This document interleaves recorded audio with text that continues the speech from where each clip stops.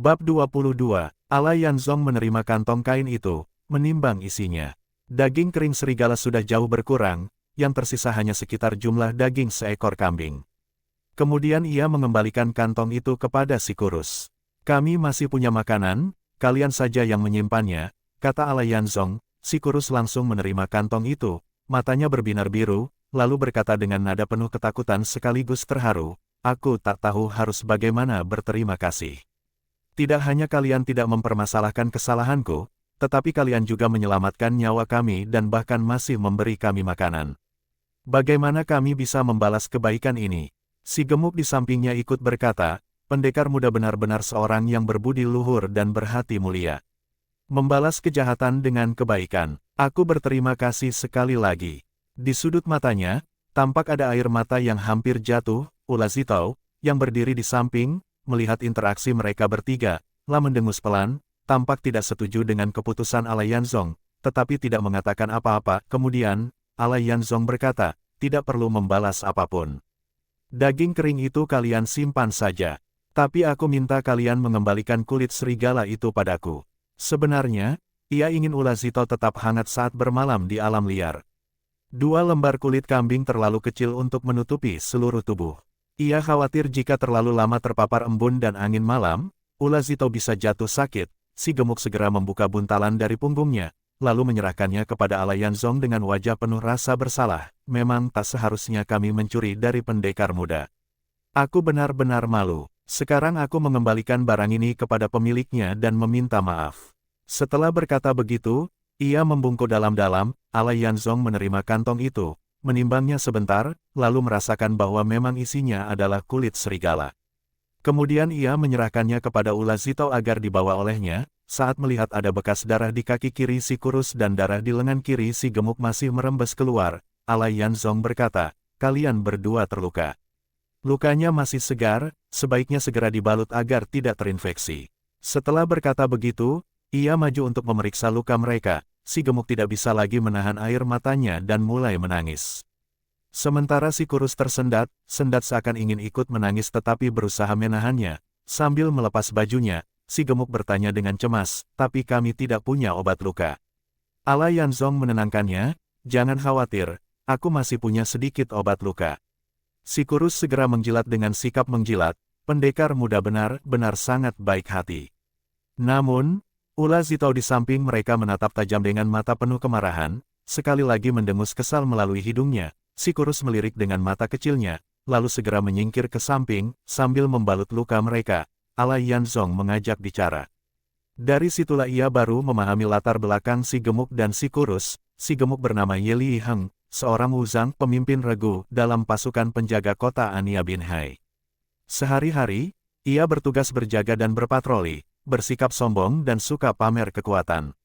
Karena posturnya yang besar dan kuat, maka para prajurit bawahannya serta rakyat biasa cenderung takut padanya. Si kurus bernama Ye Liha, seorang bawahan Ye Liheng. Ia berperawakan kecil dan licik, serta gemar melakukan hal-hal tercela. Malam-malam, ia menyamar untuk mencuri di rumah warga, bahkan kadang-kadang meracuni wanita dan kemudian menodai mereka, namun, tak ada kejahatan yang bisa tersembunyi selamanya. Perbuatan bejatnya lambat laun tersebar.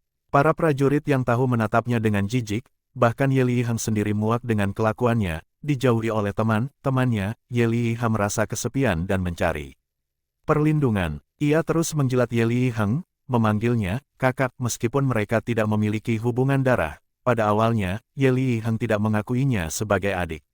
Namun, karena Ye Liha terus-menerus menjilatinya dan sesekali memberi hadiah, lama-kelamaan ia pun menerima keberadaannya. Meskipun Ye Liheng tetap memandang rendah Ye Liha, namun hal itu tidak menghalangi hubungan mereka semakin dekat.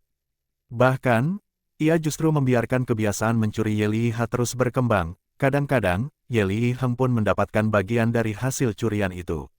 Oleh karena itu, ia pura-pura tidak tahu dan menutup sebelah mata, karena selalu berdua dan sulit dipisahkan. Para prajurit penjaga gerbang mulai menyebut mereka, dua dewa penjaga Heng dan Ha. Saat wabah menyebar ke seluruh kota, banyak prajurit yang mati atau melarikan diri. Ketakutan akan kematian, dua dewa penjaga Heng dan Ha pun ikut melarikan diri. Namun, berbeda dengan orang lain, Ye Liha memiliki cukup banyak uang hasil dari mencuri selama ini. Hal inilah yang membuat Ye Liheng tetap mengikutinya dalam pelarian. Ketika mereka melarikan diri ke desa nelayan, mereka bertemu dengan seorang wanita muda yang kurus kering yang sedang mengemis di pintu masuk desa. Nafsu Ye Liha langsung bangkit, lalu menggunakan makanan sebagai syarat untuk mendapatkan wanita itu. Ia tidak menyangka bahwa ternyata wanita itu setuju. Namun, Ye Liha hanya memberikan sedikit sekali nasi goreng. Ketika wanita itu meminta lebih, ia malah menyuruhnya meminta kepada Ye Liheng. Awalnya, Ye Liheng enggan, tetapi karena terus diprovokasi oleh Ye Liha, akhirnya ia pun melakukan hal yang sama. Namun, setidaknya ia masih meninggalkan sedikit lebih banyak nasi goreng. Nasi goreng itulah yang membantu wanita muda dan anak-anaknya bertahan hidup selama beberapa hari. Saat mereka tinggal di penginapan desa nelayan, mereka berpikir bahwa dengan uang yang mereka miliki, mereka bisa menikmati makanan yang lebih baik. Namun, siapa sangka, penginapan itu hanya menyediakan ikan asin. Setelah beberapa hari, mereka mulai muak, tetapi karena tidak ada pedagang yang datang, mereka tidak punya pilihan lain. Tak disangka, meskipun memiliki uang, mereka tetap tidak bisa membeli makanan. Saat itulah mereka sadar bahwa uang bukan yang terpenting, melainkan makanan. Si kurus mengandalkan kelincahannya, menyelinap ke rumah untuk mencuri, tetapi hasilnya mengecewakan. 10 rumah, 9 kosong, tidak ada orang, apalagi makanan. Akhirnya, mereka mulai mencari cara lain, mengincar barang bawaan para tamu yang menginap. Orang miskin biasanya tidak mampu membayar penginapan, sedangkan mereka yang menginap pasti mempunyai uang. Meskipun hampir tidak ada yang membawa makanan sendiri, ketika Wan Fan dan Dagu Cu ikut tiba di penginapan, mata mereka berbinar. Mereka mengenali wanita itu sebagai janda pemilik toko peti mati. Malam itu, Ye Liha diam menyelinap ke kamar mereka, menggunakan bubuk pembius. Namun, ketika mencari makanan, ia sangat kecewa karena tidak menemukan apapun. Ye Liheng, yang awalnya hanya berniat mencuri makanan, malah tergoda oleh kecantikan Wan Fan. Yang tidak ia duga, pada malam berikutnya, justru Wan Fan yang mendatangi mereka terlebih dahulu, dengan satu syarat, mereka harus memberinya makanan yang berbeda dari ikan asin yang selama ini ia makan. Hal ini membuat mereka berdua merasa canggung. Namun, ternyata Wan Fan menjadi seperti lintah yang sulit dilepaskan. Ketika Alai Yanzong dan Ula Zitao datang menginap, awalnya mereka tidak mengira pasangan itu membawa makanan, tetapi, ketika melihat mereka tidak ikut makan di ruang makan penginapan, mereka langsung mulai curiga. Saat Alai Yanzong pergi untuk mengambil obat, Ye Liha menyelinap ke kamarnya dan mencuri daging serigala kering. Melihat begitu banyak makanan, mereka sangat gembira. Awalnya, mereka berencana kabur pada malam itu juga. Namun, Ye Liha yang mesum malah kembali ke penginapan untuk mencoba menodai Ula Zitao. Beruntung, Alai Yanzong datang tepat waktu, sehingga Ula Zitao bisa selamat dari malapetaka. Saat itu, Ye Liheng sudah berkemas dan keluar dari kamar. Melihat keributan terjadi, ia berpura-pura mengejar bayangan hitam, tetapi sebenarnya hanya mencari alasan untuk kabur bersama Ye Liha. Namun, mereka tidak pergi jauh. Mereka kembali ke rumah wanita muda yang kurus kering itu dan meninggalkan sebagian daging serigala kering untuknya. Setelah itu, mereka memanjat tembok rumah kosong di sebelahnya, bersembunyi semalaman, dan keesokan paginya melanjutkan perjalanan ke barat. Setelah menempuh perjalanan di dalam hutan, mereka pun tiba di sebuah desa kecil. Dari percakapan dengan penduduk desa, mereka mendengar bahwa 20 li dari sana ada sebuah perkampungan perampok di puncak iblis Mo Fengling. Perkampungan itu dikatakan cukup makmur, bahkan memiliki kuda. Setelah berunding, mereka berpikir, jika kita punya kuda, maka perjalanan kita akan lebih cepat dan tidak terlalu melelahkan. Akhirnya, mereka memutuskan untuk menyelinap ke perkampungan itu pada malam hari. Namun, mereka tidak menyangka bahwa penjagaannya akan begitu ketat. Masuk sulit, keluar lebih sulit lagi. Setelah bersusah payah, mereka memang berhasil mencuri kuda, tetapi mereka tidak bisa keluar dari perkampungan itu. Terpojok, mereka terpaksa meninggalkan kuda mereka dan melarikan diri. Aksi pencurian mereka akhirnya terbongkar, dan mereka dikejar oleh para perampok. Tidak berani melewati jalan utama, mereka terpaksa melarikan diri melalui jalan setapak, mendaki lereng curam, dan menyelinap di antara semak serta hutan belantara. Awalnya mereka mengira sudah berhasil melarikan diri, tetapi tidak menyangka bahwa para perampok sangat mengenal medan sekitar. Mereka tahu bahwa satu-satunya jalan keluar pasti melewati hutan bambu. Karena itu, kepala perampok kedua dan ketiga sudah menunggu mereka di sana. Ketika dua kepala perampok itu muncul dan hendak bertanya, Ye Liha dan Ye Liheng mengira identitas mereka sudah terbongkar, tanpa banyak berpikir, mereka langsung mencabut pedang dan menyerang, namun, tindakan mereka justru membuat kedua kepala perampok marah, sehingga terjadilah pertarungan sengit. Dalam bentrokan pertama, Ye Liyiha langsung terkena tebasan pedang di kakinya. Jika saja ia tidak terlalu peduli pada Ye Liyiheng, mungkin ia masih bisa melarikan diri sendirian, namun, pada akhirnya, mereka tidak bisa mengalahkan senjata panjang yang digunakan musuh. Beruntung, Ala Yanzong datang tepat waktu dan menyelamatkan mereka dengan lemparan batu, sehingga nyawa mereka selamat dari kematian. Bab 23. Setelah selesai membalut luka Ye Liyiheng dan Ye Liyiha, Ala Yanzong dan Ula Zitao melanjutkan perjalanan ke barat, meninggalkan hutan bambu. Awalnya Ye Liyiheng dan Ye Liyiha ingin berjalan bersama mereka, tetapi melihat tatapan marah Ula Zitao, mereka pun mengurungkan niatnya dan hanya mengikuti dari kejauhan. Selain itu, Ye Liyiha mengalami cedera di kakinya dan berjalan menggunakan tongkat, membuat langkahnya lebih lambat, sedangkan Ula Zitao sengaja mempercepat langkahnya, sehingga jarak antara mereka semakin jauh. Melihat Ula Zitao berjalan dengan cepat, Ala Yanzong pun ikut mempercepat langkahnya, berbeda dengan sebelumnya ketika mereka berjalan santai. Setelah berjalan sekitar 4 atau 5 wajah Ula Zitao masih menunjukkan ekspresi kesal. Ala Yanzong dengan hati-hati berkata, "Jangan marah lagi, ya." Ula Zitao mendengus dan berkata, "Bagaimana mungkin aku tidak marah? Aku tidak ingin kamu menolong mereka, tetapi kamu tetap bersikeras. Dan orang yang kamu bantu itu ternyata sampah masyarakat. Kalau mereka hanya mencuri makanan kita, mungkin aku bisa mengabaikannya. Tapi mereka juga telah menodai orang lain. Mereka benar-benar tidak lebih dari binatang." Ala Yanzong hanya bisa berkata dengan pasrah, "Awalnya, aku tidak mengira mereka seburuk itu. Aku baru menyadarinya setelah menolong mereka. Tapi sekarang sudah terlanjur, tidak mungkin aku membunuh mereka setelah menolong mereka, kan?" Ula Zitao masih dengan nada marah berkata, "Kalau mereka mati, biarlah. Mereka pantas mendapatkannya." Melihat amarah Ula Zitao belum juga reda, Ala Yanzong masih berusaha menenangkannya, "Aku janji tidak akan membantu mereka lagi. Jika mereka masih berbuat jahat, aku pasti akan menghukum mereka." Wajah Ula Zitao akhirnya sedikit melembut, "Itu bagus. Orang seperti mereka tidak boleh dibiarkan. Bersikap baik pada orang jahat sama saja dengan berbuat jahat." Ala Yanzong menyerahkan kantung air kepada Ula Zitao, "Minumlah dulu untuk menghilangkan dahaga." Ula Zitao menerima kantung air itu dan minum sedikit sebelum mengembalikannya kepada Ala Yanzong. Ala Yanzong melanjutkan, "Apa yang kamu katakan memang benar. Jika sejak awal aku tahu mereka sejahat itu, aku pasti tidak akan menolong mereka. Aku menyesal tidak mendengarkanmu tadi." Ula Zitao berkata dengan nada yang lebih tenang, "Kamu terlalu mudah terbawa emosi. Aku lebih bisa berpikir jernih dibandingkan kamu. Untuk hal-hal seperti ini, lebih baik kamu mendengarkanku."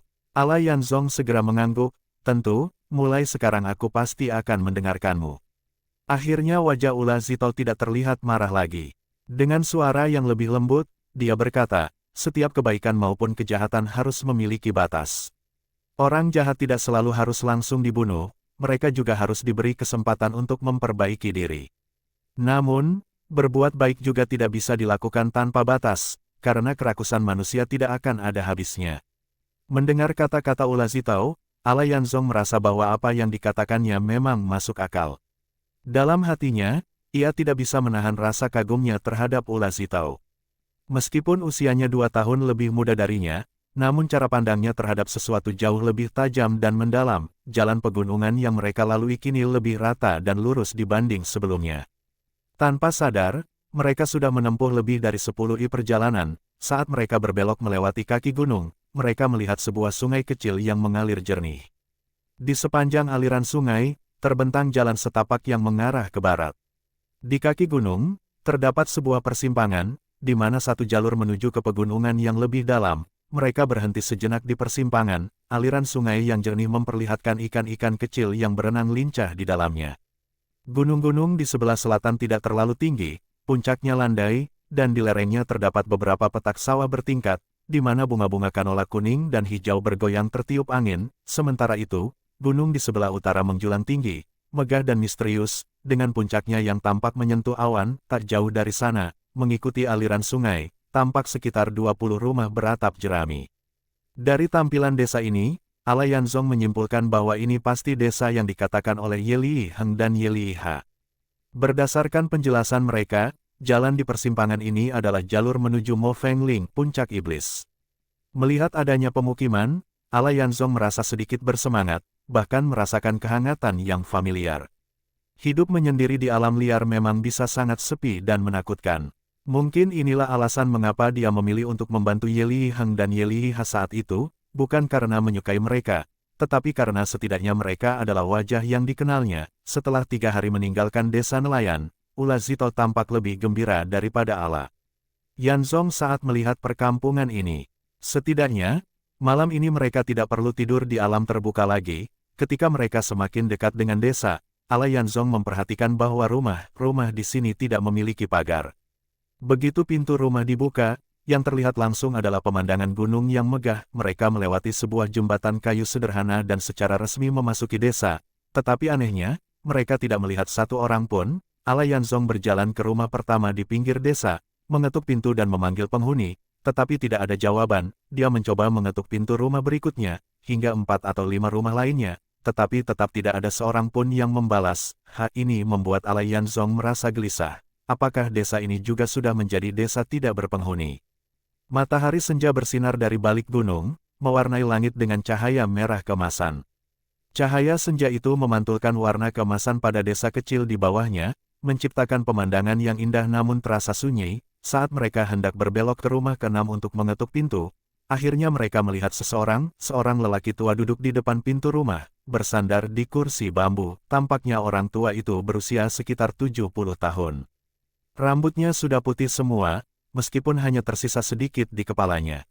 Ia mengenakan jubah abu-abu yang sudah usang. Ala Yanzong segera melangkah maju dan memberi hormat. "Kakek, apakah Anda baik-baik saja?" Orang tua berjubah abu-abu itu melirik Ala Yanzong dan Ula Zito. Ia menghisap rokoknya dalam, lalu menghembuskan asapnya perlahan sebelum menjawab dengan nada santai.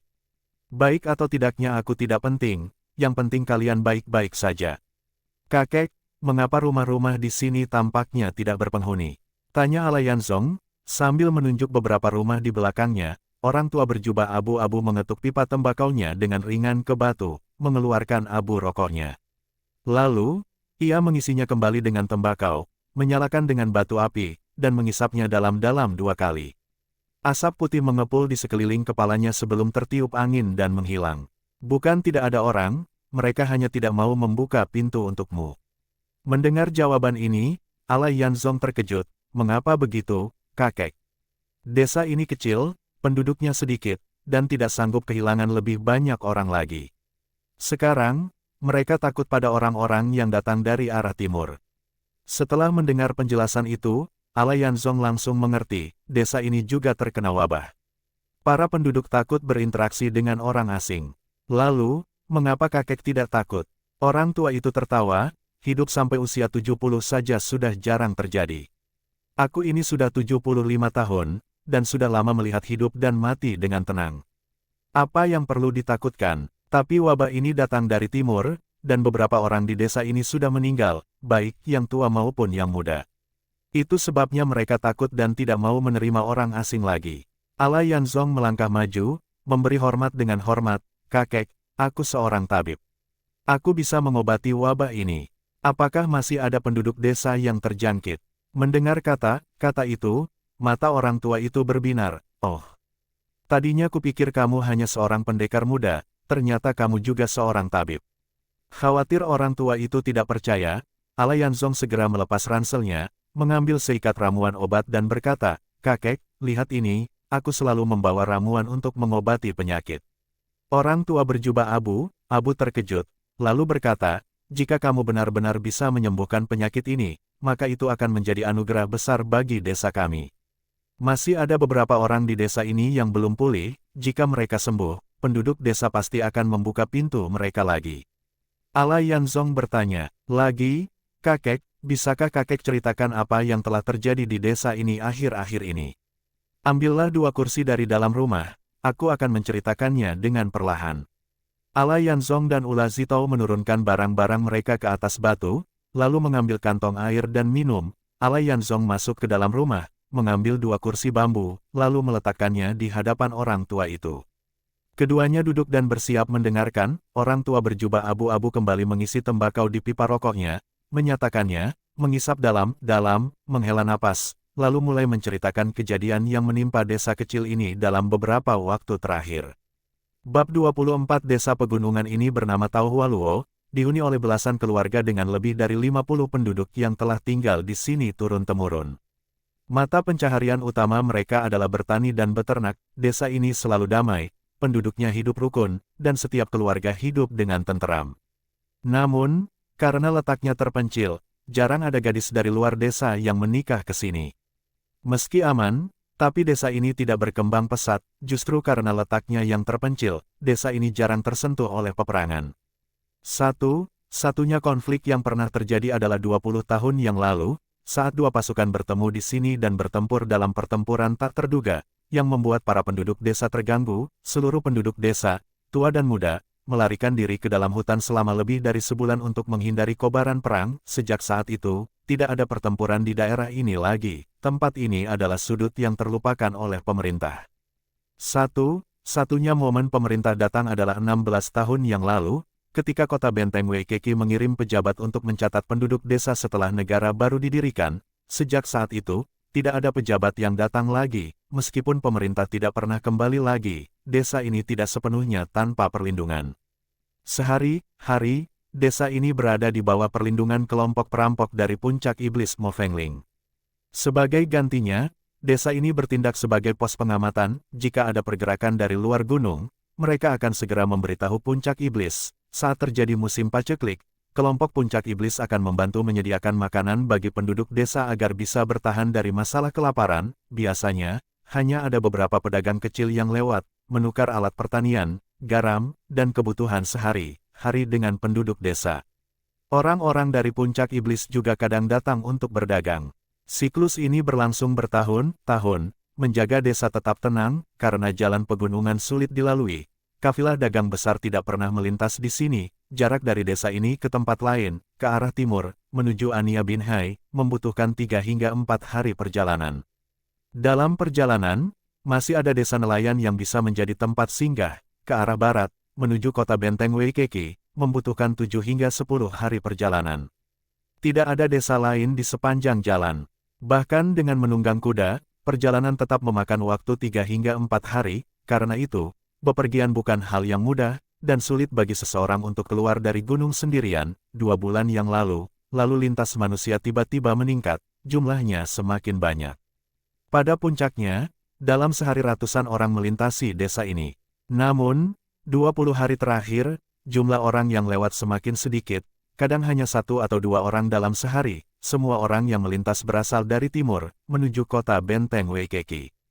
Mereka adalah pengungsi dari Ania Binhai. Ini adalah gelombang pengungsian besar-besaran, jumlahnya setidaknya lebih dari 10.000 orang. Orang-orang yang sampai ke desa ini hanya memiliki 2 tujuan utama, mencari tempat tinggal, mencari makanan karena terbiasa menerima pedagang yang singgah. Penduduk desa selalu ramah kepada orang asing dan menyambut mereka dengan hangat. Saat jumlah pengungsi masih sedikit, belasan keluarga di desa ini masih sanggup menampung mereka. Pada awalnya, penduduk desa merasa penasaran karena mereka belum pernah melihat begitu banyak orang sebelumnya.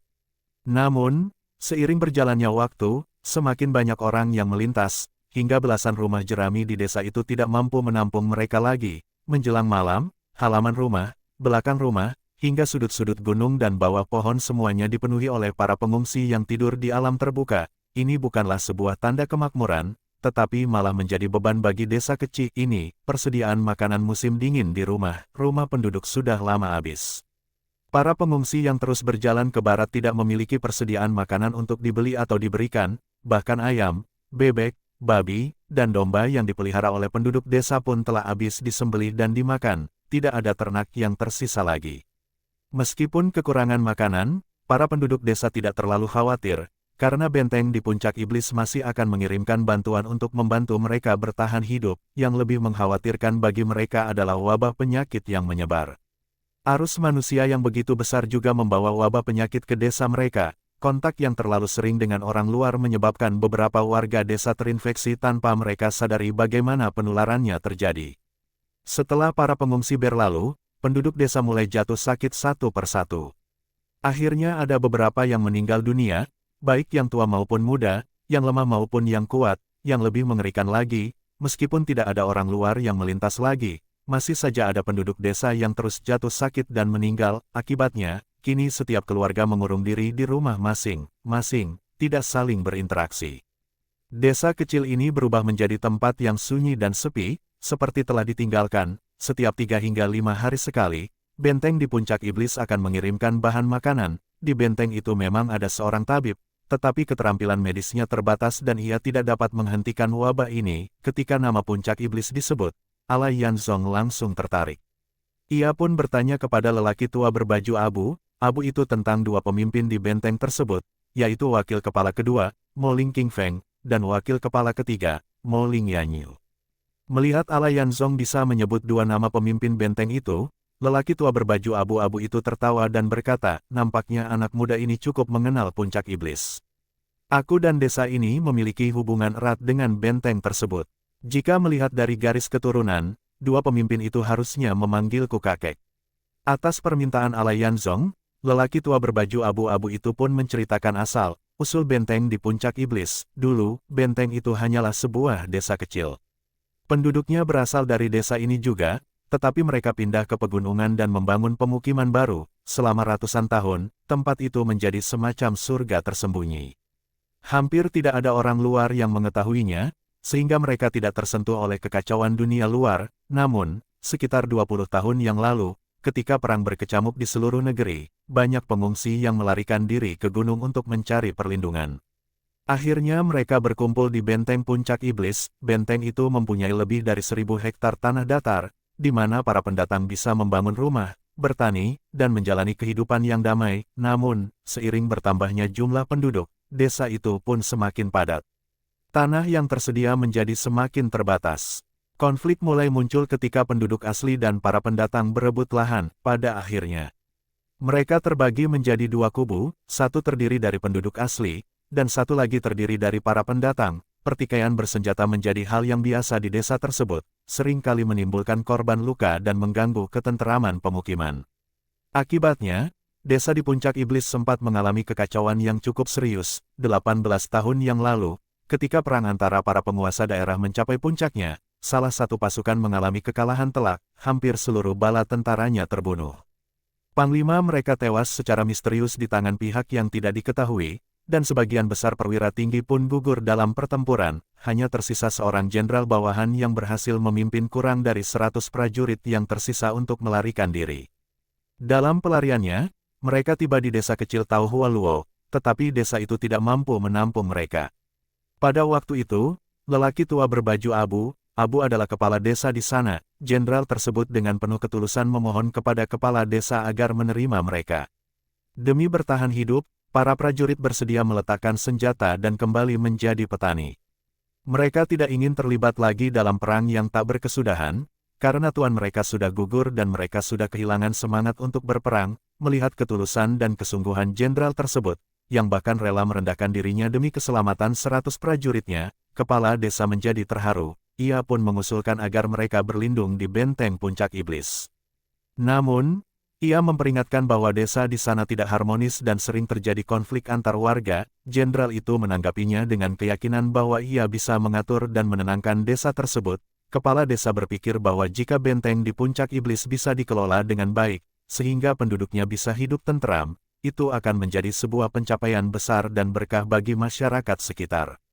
Ia pun membawa jenderal itu beserta para prajuritnya menuju benteng tersebut. Kedatangan pasukan di benteng membuat penduduk setempat tidak berani bertindak semena-mena. Di bawah kepemimpinan jenderal ini, mereka pun tak berani berkelahi lagi. Jika terjadi perselisihan, penduduk memilih untuk meminta jenderal menengahi dan menyelesaikannya. Jenderal itu terkenal dengan sikapnya yang adil dan tidak memihak.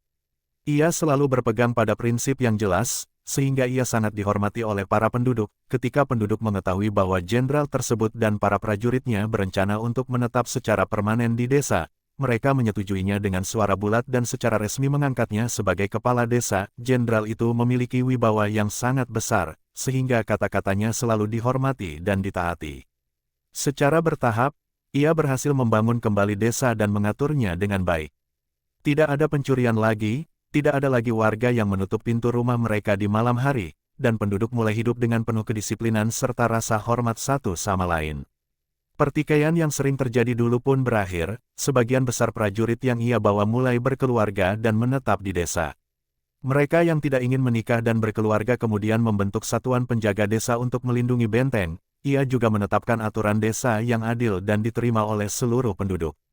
Karena populasi penduduk semakin bertambah, tidak semua orang bisa bergantung pada pertanian. Oleh karena itu, ia mulai membagi peran di desa. Beberapa penduduk mulai beternak, menanam pohon buah, serta mengembangkan keahlian tangan seperti pertukangan dan kerajinan.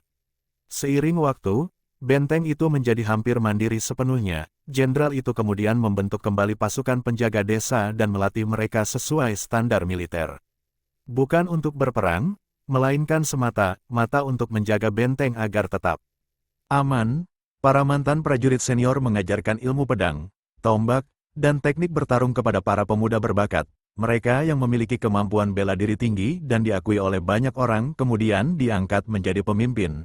Saat ini, wakil kepala kedua, Moling Qingfeng, dan wakil kepala ketiga, Moling Yanyu, adalah keturunan dari desa Tao Hualuo. Jika dilihat dari garis keturunan, seharusnya mereka memanggil lelaki tua berbaju abu-abu itu dengan sebutan kakek. Karena hubungan inilah, selama lebih dari 10 tahun terakhir, benteng di puncak iblis selaju memberikan perlindungan bagi desa Tao Hualuo. Benteng ini terletak di lokasi yang strategis dan sulit dijangkau, sehingga pihak pemerintahan tidak menyadari keberadaannya. Hingga saat ini, benteng tersebut masih belum berada di bawah kendali kota manapun.